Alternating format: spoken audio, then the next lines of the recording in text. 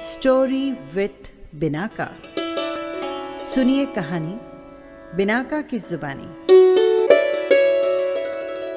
तीर्थंकर चरित्र श्रृंखला में 19वें तीर्थंकर भगवान मल्लीनाथ का चरित्र। अपर विधेय की सलीलावती विजय में वीतशोका नामक एक नगरी थी। यहाँ के राजा थे महाबल, जो कि अत्यंत ही पराक्रमी और बहुत प्रभावशाली थे। उनके 6 अन्य बाल सखा मित्र थे और सभी में बहुत ही घनिष्ठ मित्रता थी। एक बार श्रमणों के सत्संग से महाबल राजा को वैराग्य हुआ। उन्होंने अपने सभी मित्रों से कहा, मैं तो संसार त्याग कर दीक्षा लेना चाहता हूं, तुम्हारी क्या इच्छा है? 6 मित्र बोले, हम सुख दुख में हमेशा साथ रहे। सुख भोग में साथ रहने वाला त्याग मार्ग में पीछे रहे, ये तो मित्रता के लिए लज्जा की बात है। हम सभी साथ ही मुनि दीक्षा लेंगे और साथ साथ तप आदि करेंगे। 6 मित्र और महाबल राजा, यूं सभी सातों ने दीक्षा ले ली, तप आदि करने लगे। महाबल मुनि के मन में अपने विगत जीवन का गर्व जाग उठा। उन्होंने सोचा, मैं हर बात में अपने मित्रों से ऊंचा और बढ़ चढ़ कर रहा हूं। यदि तप साधना में समान रहा तो आगे भी समान ही रहूंगा। अपनी अलग विशेषता रखने की भावना से महाबल मुनि ने गुप्त रूप से तप करना प्रारंभ किया। सातों मित्र साथ में तप का प्रत्याख्यान करते, किंतु जब 6 मित्र पालना करने के लिए आहार लेकर आते तो महाबल मुनि कुछ न कुछ बहाना बनाकर अपना तप आगे बढ़ा देते। वे पालना नहीं करते। इस प्रकार तपश्चरण में भी प्रतिस्पर्धा चलने लगी और कारण था दूसरों से स्वयं को विशिष्ट रखने के गर्व की भावना। इस प्रकार मित्रों के साथ कपट करने के कारण उत्कृष्ट तपोबली महाबल मुनि अपनी विशुद्ध भाव श्रेणी से नीचे गिर गए। मायाचार के कारण उन्होंने स्त्री वेद का बंध कर लिया, किंतु फिर भी उनके मन में तप, त्याग, ध्यान आदि की उच्च भावना रही। इस उत्कृष्ट भाव विशुद्धि के कारण ही आगे जाकर उन्होंने तीर्थंकर नाम कर्म का बंध कर लिया। वहां पर सातों ही मुनियों ने 2 मास का संथारा करके देह त्यागी और अनुत्तर विमान में अहमिद्र बने। अनुत्तर विमान से 32 सागरोपम का देव आयुष्य पूर्ण कर सभी 6 मित्र अलग अलग देशों के राजकुमार बने। लेकिन महाबल के जीव ने मिथिला के कुंभ राजा की महारानी प्रभावती के गर्भ से जन्म लिया। गर्भ के 3 महीने बाद रानी प्रभावती के मन में एक इच्छा उत्पन्न हुई। 5 रंगों की सुगंधित पुष्पों से सजी हुई शैया हो और मैं उत्तम सुगंधित मल्लदाम यानी गुलदस्ते को सूंघती रहूं। पुण्यशाली आत्मा के पुण्य से मन की सभी इच्छाएं पूर्ण होती है। रानी की इच्छा भी पूर्ण हुई। मार्गशीर्ष शुक्ल एकादशी के अर्धरात्रि के समय रानी के गर्भ से एक महान पुण्यशाली और अत्यंत रूपवती कन्या ने जन्म लिया। तीर्थंकर का स्त्री के शरीर में जन्म लेना सभी के लिए आश्चर्यजनक था, परंतु कर्म बंध को स्वयं अत्यंत बलशाली भगवान भी नहीं टाल सकते। मल्लदाम यानी गुलदस्ते की इच्छा के कारण राजकन्या का नाम मल्ली कुमारी रखा गया। मल्ली कुमारी को स्नान के बाद अत्यंत सुगंधित और सुंदर मल्लदाम यानी गुलदस्तों का शौक था। राजकुमारी का शौक पूरा करने के लिए देश देश के मालाकार अद्भुत अद्भुत गुलदस्ते बनाकर लाते और राजकुमारी को भेंट कर मन माना पुरस्कार पाते। मल्ली कुमारी के मल्लदाम के गुलदस्तों की विचित्र विचित्र कहानियां देश विदेश में प्रसिद्ध हो गई। एक बार चंपा नगरी का प्रसिद्ध धनाढ्य व्यापारी अहरनक अनेक लोगों के साथ समुद्र यात्रा पर गया।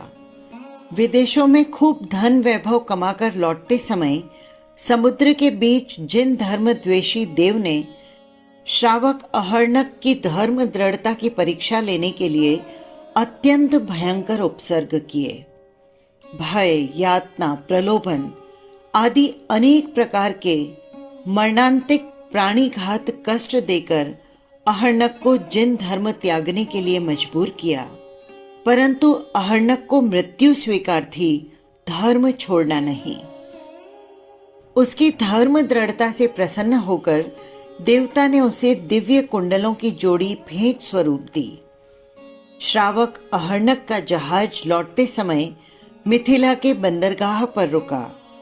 व्यापारियों ने कुंभ राजा के राज दरबार में विविध प्रकार के उपहार भेंट किए। अहर्णक ने राजकुमारी मल्ली के लिए वे देव नामी दिव्य कुंडल भेंट किए, जिन्हें देखकर राजा और समस्त दर्शकगण चकित रह गए।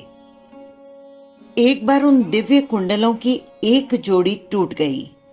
राजा कुंभ ने कुशल स्वर्णकारों से उसे जोड़ने के लिए कहा, परंतु कोई भी कुशल कलाकार उस कुंडल को जोड़ नहीं सका।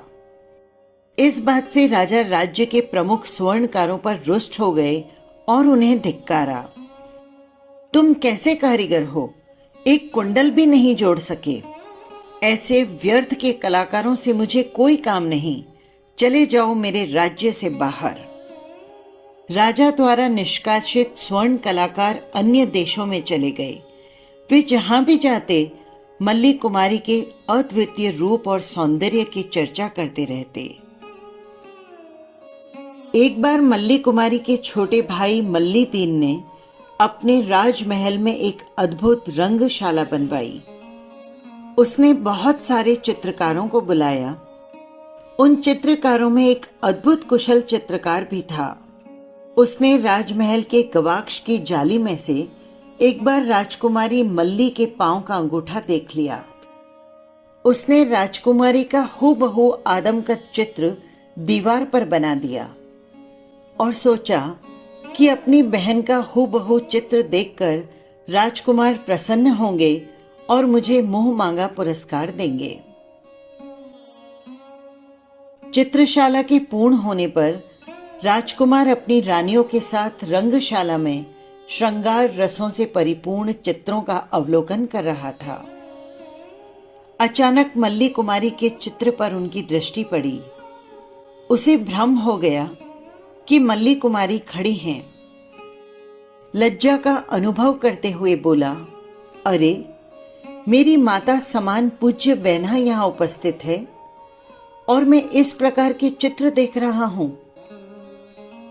तब उसकी धाई माता ने बताया, कुमार, आपको भ्रम हो गया है। वो पूजनीय ज्येष्ठा भगिनी नहीं, उनका चित्र है। कुमार ने सावधानी से देखा तो वो एक आश्चर्य और क्रोध के भावों से विचलित सा हो गया।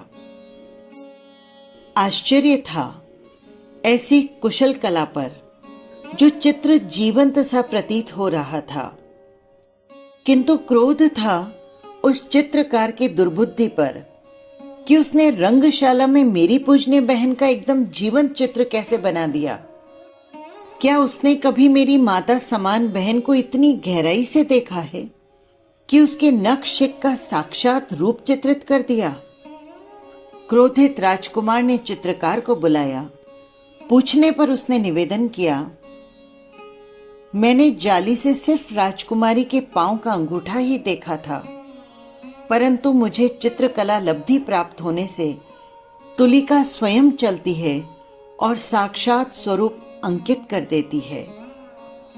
चित्रकार के कथन पर भी राजकुमार का क्रोध शांत नहीं हुआ। उन्होंने चित्रकार का अंगूठा कटवाकर उसे देश निकाला दे दिया। खिसियाए हुए चित्रकार ने राजकुमारी का दूसरा चित्र बनाया और हस्तिनापुर के राजा आदिन शत्रु को भेंट कर दिया। सम्मान में भरपूर पुरस्कार प्राप्त हुआ और अब हस्तिनापुर आदि क्षेत्रों में भी मल्ली कुमारी के अद्वितीय रूप सौंदर्य की चर्चा होने लगी। आदिन शत्रु मल्ली कुमारी के रूप पर आकृष्ट हो गया। एक बार चोखा नाम की एक विदुषी परिव्राजिका पर्यटन करती हुई मिथिला में आई। वो वेद आदि शास्त्रों में पारंगत थी। अपना प्रभाव जमाने के लिए वो राजकुमारी मल्ली से धर्म चर्चा करने के लिए राजमहल में आई। राजकुमारी ने पूछा, तुम्हारे धर्म का मूल क्या है? परिव्राजिका ने कहा, सुचिता, यानी स्नान आदि कर्म से पवित्र रहकर धर्म साधना करना ही हमारा धर्म है। मल्ली कुमारी ने कहा, धर्म का मूल एक ही है, त्याग। त्याग से मन की शुद्धि स्वयं ही हो जाती है। बाह्य शुद्धि मात्र से मनुष्य की आत्मा का कल्याण नहीं हो सकता। राजकुमारी की तर्क और युक्ति संगत विवेचना से परिव्राजिका पराजित से होकर चली गई, लेकिन उसने इस पराजय का बदला लेने की गांठ बांध ली। चोखा परिव्राजिका एक बार पंचाल जनपद के राजा जिनशत्रु के अंतःपुर में गई। प्रसंगवश राजा ने अपनी रानियों के रूप लावण्य की परीक्षा की तो हंसकर चोखा ने कहा, राजन, आप तो अभी कूपमंडुक हैं। संसार की त्रिलोक सुंदरी तो एक ही है, मिथिला की राजकुमारी मल्ली। उसे पाओ तो जाने। पांचाल नरेश भी मल्ली कुमारी के सौंदर्य की चर्चा सुनकर उसकी तरफ आकर्षित हो गए।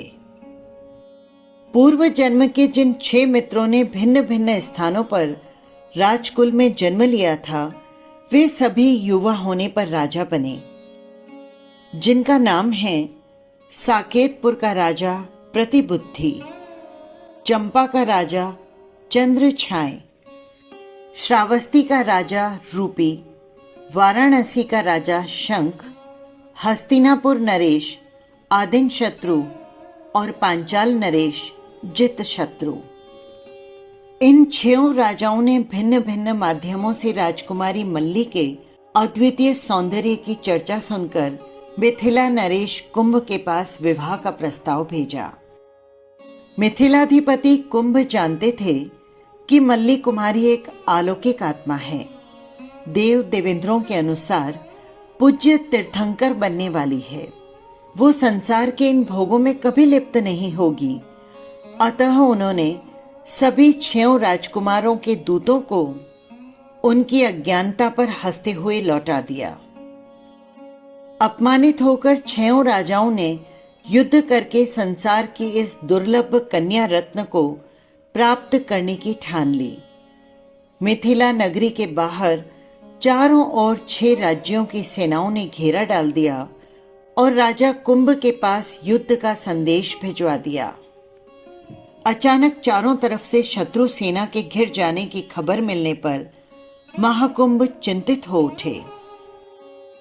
भगवती मल्ली ने पिताजी को चिंतित देखा तो कारण पूछा। पिता ने कहा, पुत्री, तेरे ही कारण ये संकट आया है।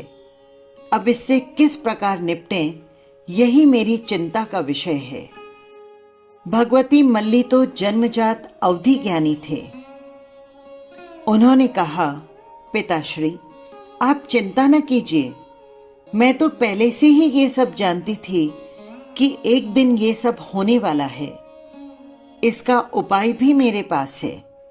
आप 6 राजा को एक अलग अलग विवाह आमंत्रण दीजिए और उन्हें अपनी अशोक वाटिका के मोहन ग्रह में अलग अलग कक्षों में ठहरा दीजिए। आगे सब मैं स्वयं संभाल लूंगी।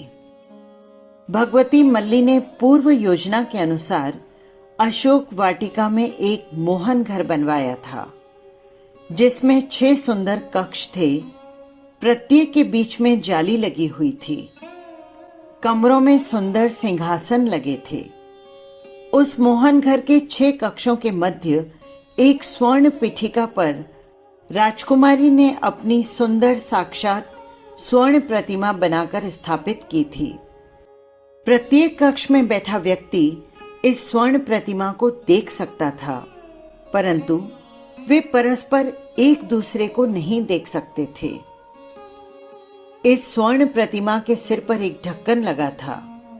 राजकुमारी प्रतिदिन भोजन करके भोजन का एक ग्रास प्रतिमा का ढक्कन खोलकर उसमें डाल देती और फिर ढक्कन बंद कर देती। इस प्रकार वो भोजन प्रतिमा के भीतर पड़ा पड़ा सड़ने लगा। उसमें असह्य दुर्गंध फैल गई। देखने वाले चकित थे कि राजकुमारी ये क्या कर रही है, परंतु सभी जानते थे कि राजकुमारी परम बुद्धिमती है। जो कुछ भी वो कर रही है उसके पीछे भविष्य की कोई उलझी हुई गुत्थी सुलझाने का प्रयोजन छिपा होगा। योजना के अनुसार 6 राजाओं को मोहन ग्रह के सुंदर रमणीय कक्षों में ठहरा दिया गया। राजकुमारी की स्वर्णिम प्रतिमा को देखकर सभी राजा मोहित थे कि राजकुमारी हमारे सामने खड़ी है और अभी हमसे प्रेम के 2 बोल बोलेगी।